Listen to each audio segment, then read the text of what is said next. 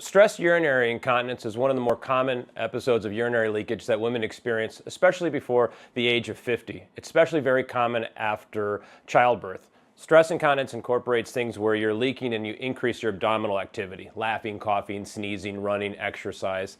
And this is one of the few conditions where we have really high efficacy in terms of our treatment. And these can be both surgical and non-surgical options, medicines, pelvic floor muscle rehabilitation. There are certain devices that can be used that are non-surgical, and there are then numerous minimally invasive surgical correction procedures that can lead to great improvements in these conditions.